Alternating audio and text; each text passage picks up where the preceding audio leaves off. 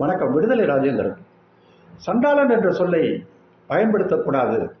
அப்படி பயன்படுத்தினால் வன்கொடுமை தடுப்பு சட்டத்தின் கீழ் நடவடிக்கை எடுக்க வேண்டும் என்று தமிழ்நாடு SC/ST ஆணையம் ஒரு அறிவுறுத்தலை நேற்று வெளியிட்டு இருக்கிறது. தமிழ்நாடு அரசு இது தொடர்பாக நடவடிக்கை எடுக்க வேண்டும் என்ற கருத்தையும் அது வலியுறுத்தியிருக்கிறது. பொதுவாக சமூகத்தில் சண்டாளர்கள் என்று அழைக்கப்படுபவர்கள் யார் என்று சொன்னால் அவர்கள் தீண்டப்படாத மக்களாகத்தான் இருக்கிறார்கள்.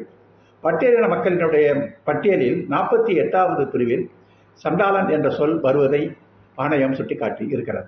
சமூகத்திலே கடும் உழைப்பை வழங்கி சமூகத்திற்கு அடிப்படையான வேலைகளை செய்து கொண்டிருப்பவர்கள், துப்புரவு வேலை செய்கின்றவர்கள், சுடுகாட்டிலே பணம் புதைப்பவர்கள் போன்ற வேலைகளை வழங்கி செய்து வருகிற மக்களை இப்படி பெயர்களில் சாதியை சொல்லி இழிவுபடுத்துகின்ற ஒரு போக்கு இருக்கிறது என்பதை ஆணையம் சுட்டிக்காட்டி இருக்கிறது.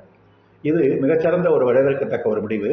குறிப்பாக கலைஞரை சண்டாளன் என்று நாம் தமிழர் கட்சியை சேர்ந்த சிலர்கள் பேசப்போய் நாடெங்கும் அதற்கு எதிர்ப்பு கிளம்பிய நிலையில் இப்படி ஒரு அறிவிப்பு இப்போது வந்து இருக்கிறது. சண்டாளன் என்பதற்கு மனு தர்மம் தெளிவான விளக்கத்தை கூறியிருக்கிறது. அதனுடைய 10வது அத்தியாயத்தில் 12வது ஸ்லோகத்தில் சண்டாளன் என்பது யார் என்பதை அது விளக்குகிறது. பிராமண பெண்கள், வைசிய பெண்கள், சத்திரிய பெண்கள் இவர்களோடு சூத்திர ஆண்கள் உறவு கொண்டு அவர்களுக்கு குழந்தை பிறந்தால் அந்த குழந்தைக்கு பெயர் சண்டாளர்கள். அந்த சண்டாளர்கள் பிறவியிலேயே மிகவும் கீழானவர்கள் என்று அந்த ஸ்லோகம் கூறுகிறது.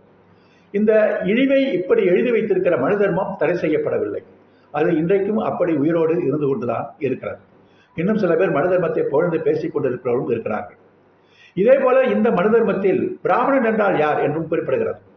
பிராமணன் என்பவன் காயத்ரி மந்திரம் ஓதி அதற்கு பிறகு அவன் 2வது பிறவி எடுத்து அவன் மனிதனிலிருந்து பிராமணனாக மாறியதற்கு பிறகு ஏனைய மக்கள் அனைவரும் சூத்திரர்களாக மாறிப்போய் விடுகிறார்கள்.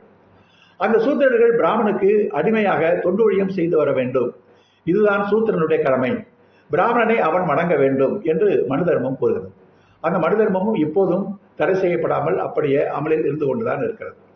எனவே பிராமணன் என்ற ஒரு சொல்லை நாம் குறிப்பிடுகின்ற போது இயல்பாக ஏனைய மக்கள் சூத்திரர்கள் என்ற இழிவுக்கு உள்ளாக்கப்படுவதால் இந்த பிராமணன் என்ற சொல்லை நாம் தடை செய்யப்பட வேண்டும், அந்த சொல்லின் அடையாளம் இருக்கக்கூடாது என்று பெரியார் இயக்கம் கூறி வந்தது.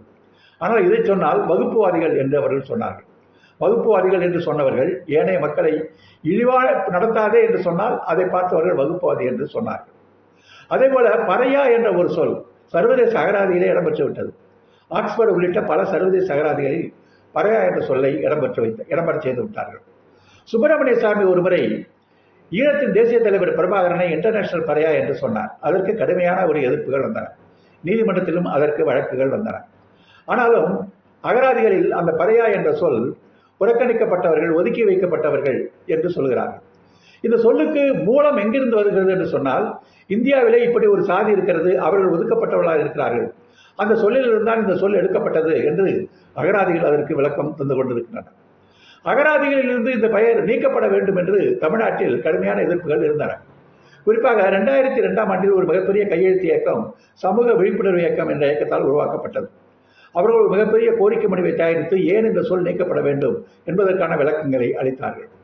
உலக நாடுகள் கூட அந்த வெறுக்கின்ற நாடுகளை குறிப்பதற்கு பறையா கண்ட்ரிஸ் என்ற பெயர்களை பயன்படுத்தியதையும் அந்த மனுவில் அவர்கள் சுட்டிக்காட்டியிருந்தார்கள்.